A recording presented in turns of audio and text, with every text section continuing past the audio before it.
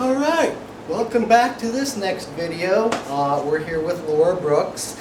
Last week we had some technical difficulties, which were 99% my fault, but whatever. We're going to continue with the series on depression, and again, Laura Brooks. Well, I'm here because I wanted to give my point of view on depression and what it's meant to me, because it's been part of my life since I was a teenager, although no one really knew that it was part of my life. I just wanted to show you what my day consists of.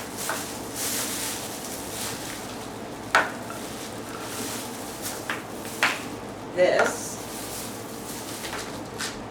is my morning.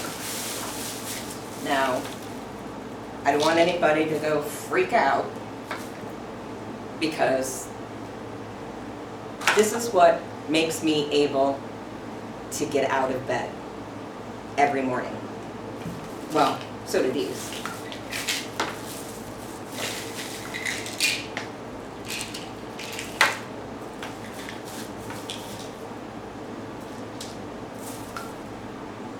Now I have to ask you on that, because I had mentioned earlier, Friday I have a doctor's appointment. I'm going to go talk about Good. getting some medications, and I'm always worried about side effects. Right. Which was one of the big things that I stopped taking them. Right. So, what's it like? I mean, do you have Okay. side effects? That's what I was going to get to. Okay. Most of these are old school. They aren't the new the ones you see on TV. I couldn't even tell you what's out there. You know, like Concerta, Abilify, Latuda. I don't even know, because I don't take them. Now, this is Prozac, good old Prozac. Now, I was recently, like within the last year, put on Prozac. It's done good. Now see, I know when things are going bad, and I will say, we need to tweak something. We really need to tweak something. Now, this is Effexor. I was on the highest dose that my doctor had ever seen of Effexor, and they tried to wean me off of it. Not a good idea. So I take one of this strength and then one of this strength, and it seems to be working well. Now, I also have really bad arthritis, so I have to take a strong it's an NSAID. I am more worried about what this is doing to my kidneys and liver than I am what I'm worried about these. Now, I don't have any side effects from these. Actually, I don't have any side effects from this either. But I know other people do. I know someone personally that decides that this is a double drug. Yeah, and that's one of those things too. I don't think people kind of get, and I say it all the time, is that all these medications, they affect you differently. Exactly. Because I have friends that are on several medications too, and they work, they don't work. You have to. I don't think people realize that your general practitioner doesn't know as much about these drugs as... You can't go to a general practitioner and expect him or her to know about psychiatric meds. Right. It is a fine... they are changing daily, and if you... you wouldn't go to your GP and ask him to do a surgery on you, a complicated surgery on you, or you wouldn't ask him to manage your cardiac problems. You'd go to cardiologists. You wouldn't have him manage your, very complicated case of diabetes. You go to an endocrinologist. You cannot expect a general practitioner to know what they're doing when it comes to this. I see that mistake in my friends too. And until they go to a specialist, they're guinea pigs. That's one of the points I always made. It's just you feel like you're constantly being a guinea pig trying these medications. But at the same time, who knows your body and what affects your body better Right. than you do. Now, I have tried Abilify, and it was the most miserable 2 weeks of my life, and realized it wasn't going to get any better, and, went back and said, this is shit, and this is not working. And, we did something about it. Now, this is my morning. My evening is Lamictal, which I've been on, excuse me, since 1998. It's an anti-seizure medications, but it's one of those dual crossovers that has really helped me a lot. Yeah, they tried to wean me off of this one too. Didn't work. This is Topamax. Topamax is also a dual crossover. I was on a very high dose of this. Now, I used to get migraines very badly, and this was prescribed by a neurologist, but for migraines and the depression, they tried to step me off of this, and my migraines came back. So this stayed. This is good old Seroquel. There's a lot of debate about Seroquel. I find it works very good for me.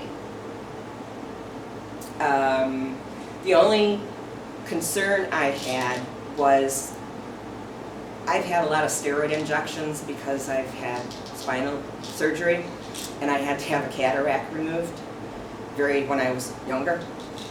And this has been shown to cause cataracts and beagles. So, but I was told by the doctor that, I'd have to be taking it for a very long time. And also, you're not a beagle. No, exactly. So, this is my day, no matter what. I also take a vitamin D supplement because it's shown that depression, I was very, very deficient in vitamin D. And there is a link between depression and vitamin D. So, especially in the winter when you don't get a lot of sunlight. So I take a vitamin D supplement anyway, every day. Now, this little fella I just started recently when my clinical nurse specialist decided that taking care of 2 grandchildren and an elderly mother sometimes was making me just a little bit anxious. And this is Ativan, which I never took before, and I really don't like taking it during the day. So, this is Trazodone. She was giving me this to take to fall asleep, and I used to take it, but didn't realize it was making me feel like crap in the morning. So now I don't take that. I take an Ativan before I go to bed. I still don't sleep very well, but I sleep better than if I didn't take anything at all. Now, as far as side effects, I don't have any. I did do with the Trazodone. I feel dopey, I have a headache, it takes me a while to get going in the morning, that's why I don't take it anymore. This was not prescribed to me as you need to take it, it was prescribed to me as needed. So that was not an issue. These are what make me be me. Otherwise, I would be in the fetal position, in bed, with the shades drawn, not moving. Now this isn't to say I don't go to therapy, which I do. This isn't to say I don't have bad days, because we were supposed to do this on Thursday, and I couldn't because I had a bad day. And that's another thing I don't think people realize when you say you have a bad day. When you're talking about being in the fetal position, shades drawn, that's not bullshit, because I've seen that in some friends. I've witnessed it. I know it's there. So when you say you have a bad day, that's not something to laugh off. I have to plan. I can't do anything spontaneous. If I try to plan several things for one day, so I know that I'll be out and doing something, so I'll get to those things. We spoke on Thursday and made it for today, so that gave me 2 days to make sure I knew I was coming here. And the afternoon is always better for me because it gives me the morning to prepare myself to get somewhere.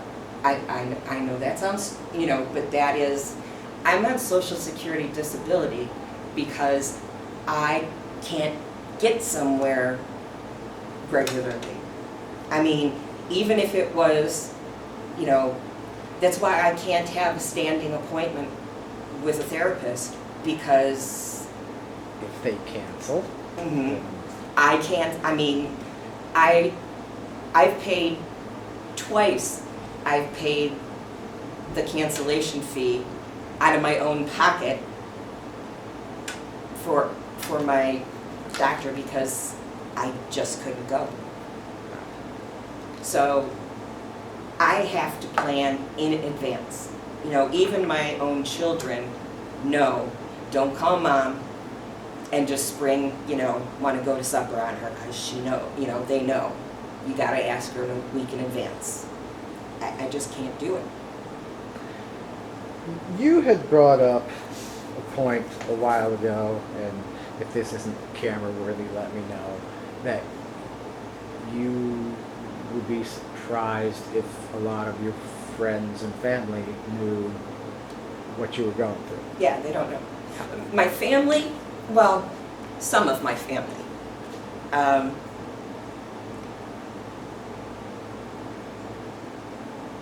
People know that I'm on Social Security disability, but I've had 3 spinal surgeries. I think they assume that's why I'm on disability. Not my family. I think they know why. But I think I only have one really good friend, and that's it. I don't go to work anymore, so I don't have work friends. I don't really do anything, so I don't have acquaintances to meet. But I do have a horse, which I don't ride right now, but somebody is leasing him and she takes care of him, and I go out there occasionally, and I have those friends. And those people know I'm on disability, but I guarantee you they think I'm on it for my back.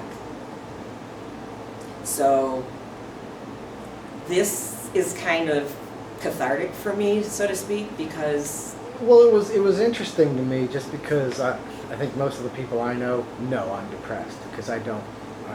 I spent most of my life hiding it, or trying to cover it up, pretend it wasn't there, and I got sick of that. So they pretty much know why I'm pissed off or why I'm just not feeling like talking or whatever. So it was interesting how people wouldn't know, because I guess in my mind, sooner or later you would do something that would, I don't want to say tip them off, but... Well, I'll tell you, in the winter, I don't leave the house. I don't either, but that's because we live in Cleveland. Well, I don't, even if someone were to come and pick me up, that would be the only way I were to leave the house. I rarely get in my car and go anywhere.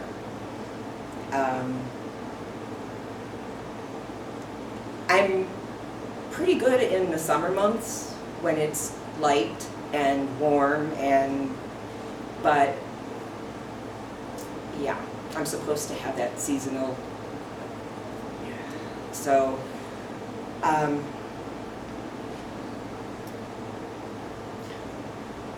I just, and I want to be an artist. Yeah, that's another good point. So I mean, it's not. I tell people all the time, it's therapeutic. It doesn't cure everything. It's certainly, just because I sit down and paint doesn't mean I don't have depression anymore. It is cathartic and it helps. There are times where it's really fucking frustrating until I get to that last little thing and say, this is an awesome painting. And there are some times where I work during the day. I can't just, pull out a paintbrush and start painting at work. So what is it, I guess, that's, I'm going to say, holding you back, or what if that's keeping you from, or do you feel like being able to sit down in front of a canvas would be of some help? Right now, I have probably 6 paintings started. And I have a schedule where Mondays and Fridays I watch my granddaughter. And I was doing some things for my mom. And then, okay, I've got the time, I'm gonna do it now, and there's nothing there. This is your time to do it. Go do it. That's the worst thing. And there's nothing there. Or I start and I'm, this is where I want to be, and God damn it, that sucks. I mean, I have bought 4 cans of gesso spray in the last, 2 months, and those suckers are out in my garage getting just re-gessoed, and I'm like, this is more frustrating than not having the time. I know that feeling too. I've got some paintings, or I had some ideas, and they will pop into my head at work. I'm like, this is awesome, I love this idea. And then I get home and I'm like, I'm not feeling it. I went out and bought a frame for a kind of a Mexican themed painting that I wanted to do for some friends. And I started painting it, and it's been sitting there for a month because it wasn't coming together right, and it's frustrating. Mm-hmm. But at the same time, I guess I'm sort of lucky enough that 4 other things pop into my head. So I think I'm trying to be someone other than myself, and that's what has taken me away from, I was trying to fit into another mold. Yeah. And I have to go back to being me instead of being what they want me to be. It's kind of like the whole, how I've been doing the Cleveland skyline. Mm-hmm. That's not me as an artist. I mean, I don't mind doing it, and what I've done I think is really cool, mm-hmm. but I don't do the skyline because I have other things that I want to paint. But you have to sometimes put aside what you want to do because everybody else wants this, mm-hmm. and it sucks. It doesn't give you that freedom as an artist to just do whatever. Yeah. I use the term crapping out paintings. You just have to crap out what the public wants. And it's frustrating, but... Yeah. And I also feel that, if people start talking about mental illness, you might find out someone also has it, but they haven't been able to talk about it because they didn't want anybody to know that they've been hiding it. Yeah, that tends to, it kind of pisses me off because I honestly think you're not any farther than 4 people around you where somebody has something they're dealing with, mm-hmm. and they can't talk about it. For years in the office environment, you didn't talk about that shit. You came into work, you put a smile on your face, you did what you were supposed to do, and you went home. You don't talk about that kind of stuff. And I like I said, I got tired of holding that stuff in. And I don't go on a rampage or get on a soapbox at work, but people know I'm depressed. Now, I went through jobs like water until I was diagnosed right.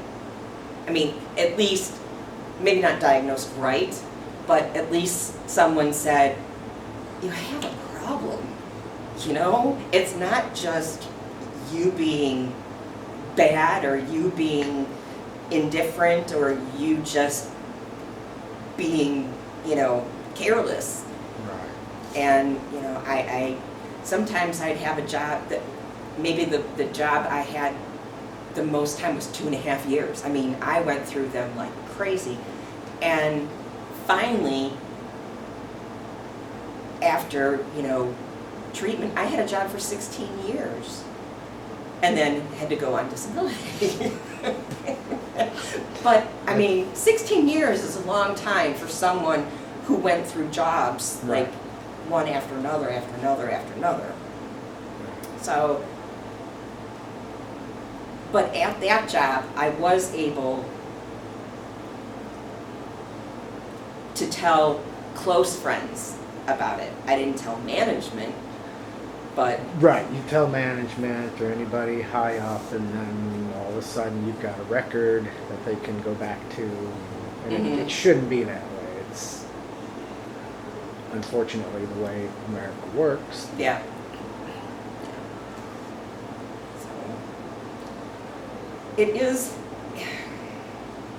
unfortunately, I think there's still a stigma, and there shouldn't be. No, you're absolutely right, and the we get the shit end of the stick because every time something happens that's in the news, they automatically go to, oh, he wasn't on his meds. Well, why aren't you looking at the system and why the system wasn't there or doing what it was supposed to, as opposed to? But it's like every news story, everybody that pulls out a gun, everybody that whatever, it's Mhm. always mental illness. Yeah. Well, what does that tell you? When they say 50 million people out there suffer from it, and I don't believe that number's accurate at all. I think it's a lot higher, Mhm. especially with after the recession and all the shit that's happened over Mhm. the last few years. You can't tell me it's just magically disappeared. Right, right. In fact, you're right. I mean, some depression is situational. I mean, I'm going through depression right now that is situational. It has nothing to do with my chronic condition. But that's going to go away because the situation's going to go away. And that's another thing I think people need to realize too, and you're absolutely right, because I had the same situation. Years ago I was married and we moved out to Kansas, and it was the first time in my life I'd never been around my friends, didn't know where I was going, and I had a horrible fucking time. And I was really depressed, and we ended up moving back to Indiana where we came from, and the depression wasn't completely gone, but it was a lot better. Mhm. Because I was finally someplace where I was familiar with, and I knew people and what was going on. So it's a matter of anything. It's situational, it's your surroundings, it's your hereditary. I mean, I think I got a little bit of everything. I'm kind of fucked in that regard. I'm just like, it's from everywhere.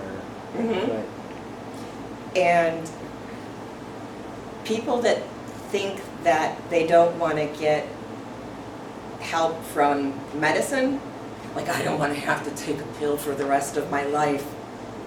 Well, if you're diabetic, which is a disease, you have to take insulin for the rest of your life.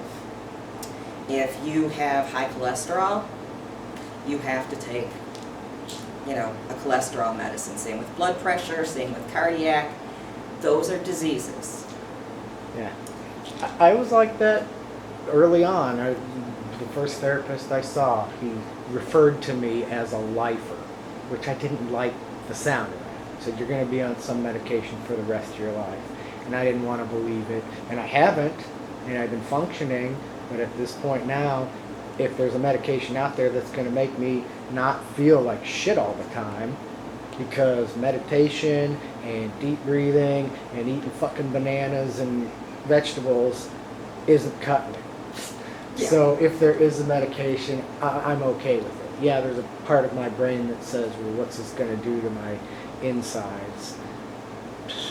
I'm going to die eventually anyway. So. Well, when that point is asked, because I have someone close to me that said that very thing. I said, would you rather, crawl through life, or would you rather, Yeah.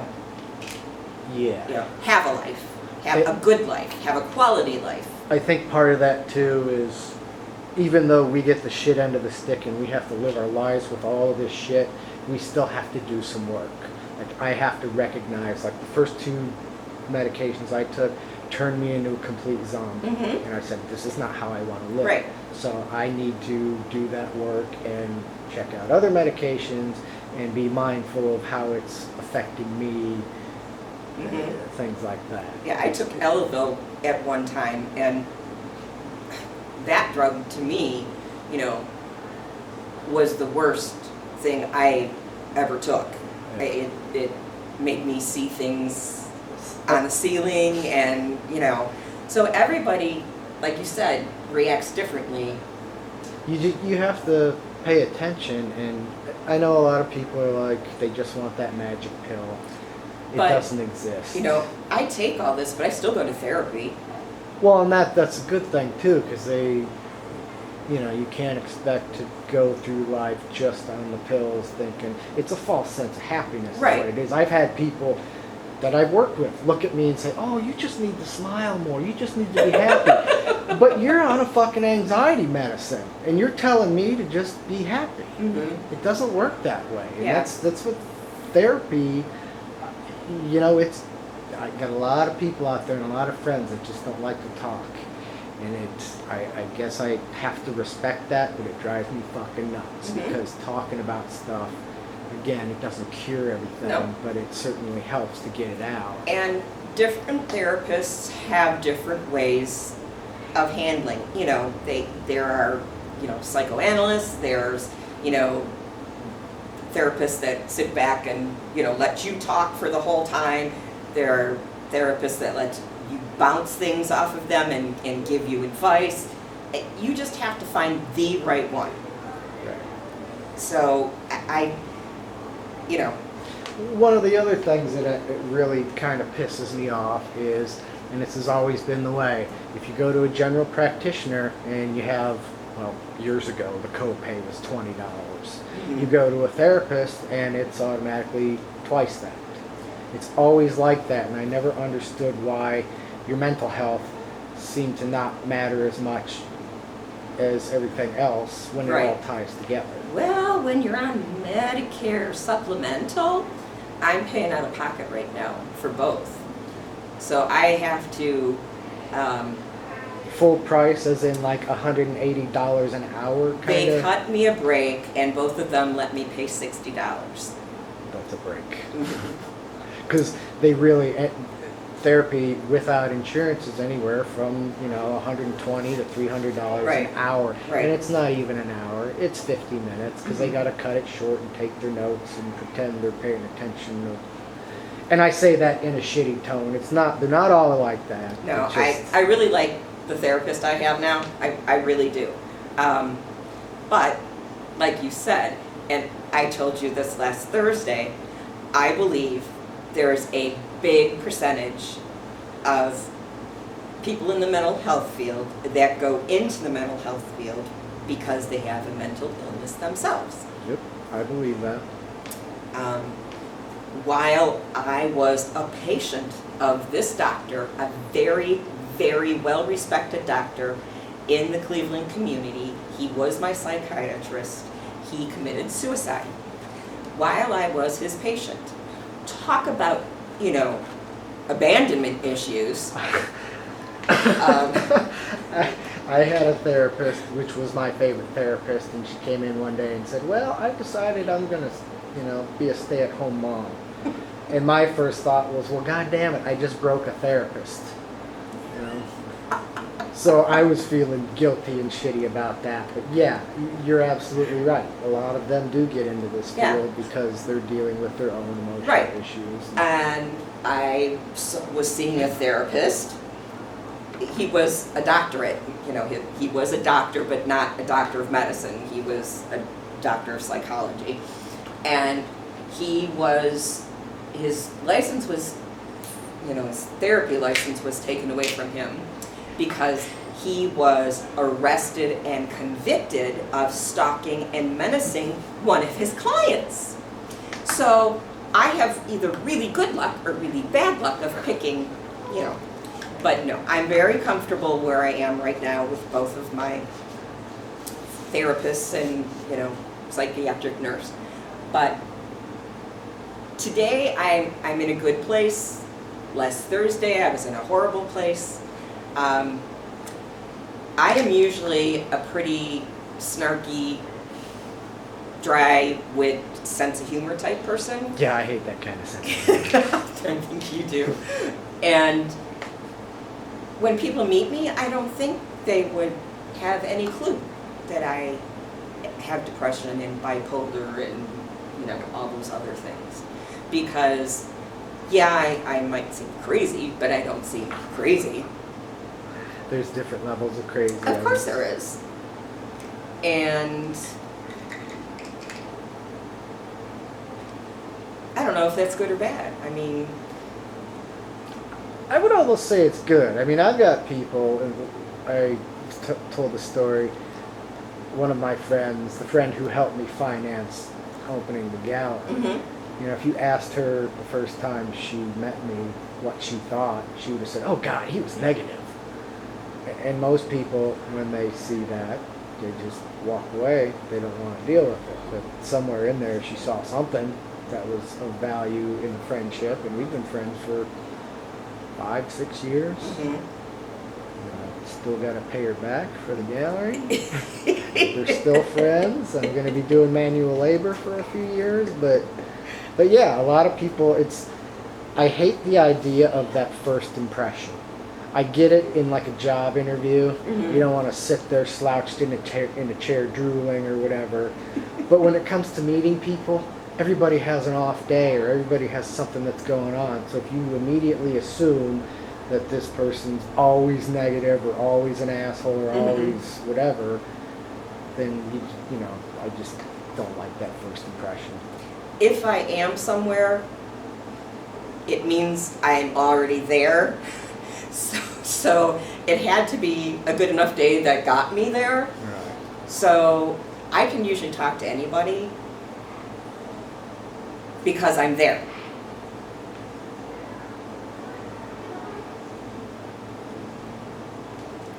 Do you know what I mean? Because it takes me so much to get to some place, that if I'm already there, I'm in the right frame of mind. Right. Which means if this room was filled with 60 people, I could have a conversation with at least half of them. So, yeah, maybe that is fooling people. I'd have to think about that one. And it's Saturday. I don't think on Saturdays. Well, my better half is negative pretty much all the time. And I talk to people in grocery lines, and I think the first couple of times that he saw me help people get stuff in their car in parking lots, he was just like, what the hell are you doing? I'm like, she was a mom and she needed help getting, stuff in her car. And he was just like, what? I'm like, don't you just want to be nice to people? See, and I'm negative, but I'm not that negative. Certain situations, I just think weird things. At work the other day, some lady randomly came up to me and asked me if I could help her up the escalator. Because I guess she has a neurological thing. And before she told me that, I was just like, that's just the weirdest fucking thing. You want me to hold your arm going up the escalator? But that's, I did. I was being nice. But you're right, that's what you do. I just, for some reason, perceive those as weird situations. And see, I think ahead, and if I see someone in the grocery store that can't, I see down the aisle, I see something, they're reaching for something on the top shelf, I automatically ask them, can I get that for you? So maybe you are just a tiny bit more negative. I am the total opposite of that. Honest to God, I will go out of my way to move away from that situation. I was in a coffee shop and this lady had the Cadillac of baby strollers. It was like 800 feet long, cup holders, this and that, and she's at the door and she's got the stroller in one hand and the cup in the other, and she just kind of looks at the door And I got up and opened the door, but my first thought was, you should have thought about that before you bought that big fucking stroller and put a coffee in your hand. So that's how I am. And it's not necessarily a good thing, but I did get up and help her. That's how I think. I see. Then my second thought was, you should have thought about that before you got pregnant twice. So that's the Wow. that's the asshole side of me. That's how it can be. That's going a little. Yeah. But I was probably having an extremely bad day at that point. Sometimes I'll go into a coffee shop just because I want to sit there and be in my own little world, and I can't because the music's going and people are yapping and talking and everything's going on, and it's not conducive to my being in my own little world. And Maybe you chose the wrong place to go. I did. I don't go there anymore. I found another coffee shop that's a little quieter. So, but yeah, you have to recognize those things when you're trying to, ease your mind, and all of a sudden you're in a situation. Like if I was in a room full of 60 people right now and I was trying to ease my mind, I would be going batshit, trying to get out of that room just to find someplace quiet. So, I wouldn't say there must be a reason I'm in that room full of 60 people, but, yeah, I can see that. I don't know why I would ever be in a room full of 60 people, but it wouldn't be easy for me. So, but that's kind of a good point, how you and I are two totally different people. And that's the thing too, is I said that there's 50 million people out there dealing with this, and yes, we are all in it together and we're all kind of similar, but yet we're still all completely different. Mm-hmm. Every brain out there is completely different. So whatever therapies or medications or things you do to try to help that, they don't always. I come across articles and stuff, and I read up on, exercise does this and this stimulates the brain and blah blah blah. But again, like a day like today, I got up, I went and got a cup of coffee, went down to the West Side Market, all of an hour. I had to take a fucking nap at 1:30 because the coffee sometimes just wipes me out. It does the total opposite of what it's supposed to. I can't take Benadryl for stuff because it makes me break out.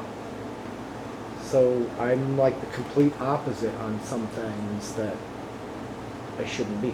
Yeah. Well, everybody's different. Right. And that's why, I don't know, that's one of the reasons I think mental illness gets such a shitty rap, because you can't just... It's not, you can't pigeonhole it. It's not diabetes, here's medication, Right. Eat better, you're good. There's just so many factors Mhm. to consider and try to Right. figure out, and you spend your life in a guessing game. So, But the first step is finding out about it, going to get help, and then, seeing if it makes change. that was to me was a really big relief when we were out in Kansas and the doctor, and I always kind of sort of knew subconsciously, obviously I'm not happy and something's Yeah. going on. Yeah. But when the doctor said, I think you may be dealing with depression, I was like, thank fucking God. Somebody finally Yeah. said it and put it out there, and now I can believe it. And when I went and told the wife, she was just like, how much is that going to cost us? So there are people out there that don't think about it Yeah. the way Yes. they should. I empathize with that situation also. Yes. But I was really mad about that for a long time, and I still remember it from years later. But I guess the truth is, how is someone else, how are your friends, your coworkers, your family going to understand what you're going through if you don't understand what's Mhm. going on? Mhm. I can remember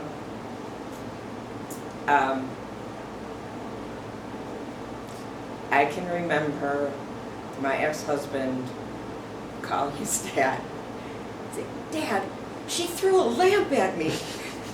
It was still plugged in. Now, of course, this was before I knew that I had a, physical, mental problem going on.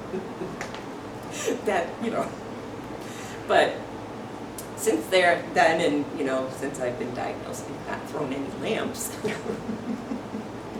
But, I mean, it made sense to me when somebody, yes, I know people don't like to be labeled. I know, bipolar, major depressive disorder, seasonal affective disorder.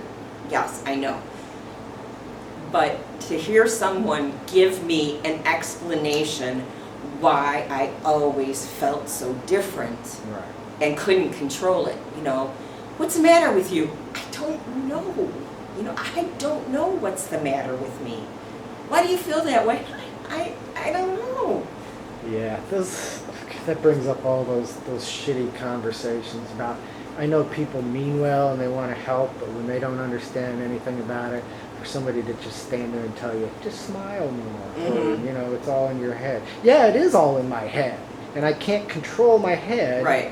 So this is why it is, but it really aggravates me when people say those kind of things without thinking. I know they mean well, but Yeah. It's like when a person or a pet dies, they can say, I'm sorry, would you like to go to the park, or would you like, no, I want to sit here and feel sorry for myself because, there's sometimes you just have to be in your own little space. yeah. Well, that's the thing, and I realize that too, from the standpoint of opening the gallery and wanting to help people, and I realized that I couldn't help everybody, and sometimes I couldn't help people closest to me, but for you to just sit there next to somebody, and you don't have to say anything, you just Mhm. have to sit there next to them, because that, I don't know, I guess that kind of shows that obviously you care. If you didn't care, you wouldn't be there sitting with them, trying to help them through it. Mm-hmm. But you don't always have to, I don't always know what the right thing to say is. I mean, I know my depression, that's what I know. I don't know somebody else's, and me patting you on the head and saying, oh, it'll be better. That doesn't work. Right. I think you have to let the other person talk first, Yeah. because you talking when you don't know what they're feeling isn't going to help anything. Right. Or you can say, I'm just here when you need me. There was an association, one of the times I was hospitalized, that came in. It was called NAMI, Yep. and they used to have meetings near me, but they don't anymore. I don't know why. And I went to a couple of them way back when, and they were kind of interesting, but I can't find any meeting places around here. I think they're all on the east side, and I really... There was actually, when we opened the gallery, I contacted them, and we did a couple of meetings in the gallery. They did some down at the church down the street, and I think there were a couple in West Park. One of the problems I think with that is, in order to do those meetings, like, I couldn't go in there and be in charge of a meeting. Mm-hmm. You have to have a peer support specialist Right. who's gone through the training and the programs and stuff, and Mm-hmm. they're kind of short-handed with that, or possibly finding places to do it. But it does suck, because the programs are out there.